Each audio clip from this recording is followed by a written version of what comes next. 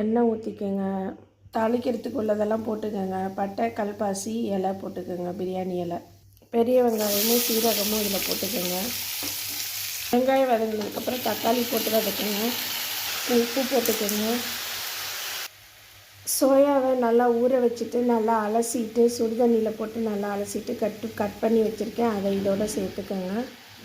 ஒரு பக்கம் குக்கரில் அவரைக்காயும் உருளைக்கிழங்கையும் வேக வச்சுருக்கேன். மிளகாய்த்தூள், மல்லித்தூள், மஞ்சள் தூள், கரம் மசாலா இது எல்லாத்தையும் அதில் ஆட் பண்ணலாம். வேக வச்ச காய்கறியோடு இது எல்லாத்தையும் இதில் ஆட் பண்ணலாம். எல்லாத்தையும் இதில் சேர்த்தாச்சு. இப்போ குக்கர் மூடியை மூடி ஒரே ஒரு விசில் மட்டும் அடிக்க விடுங்க. சூப்பராக கிரேவி ரெடி ஆயிடுச்சு. சோயா அவரைக்காய் கிரேவி. அவரைக்காயும் சோயாவையும் சேர்த்து போட்டு செஞ்ச கிரேவி நல்லா சூப்பராக இருக்கும். இதே மாதிரி நீங்களும் ட்ரை பண்ணி பாருங்கள்.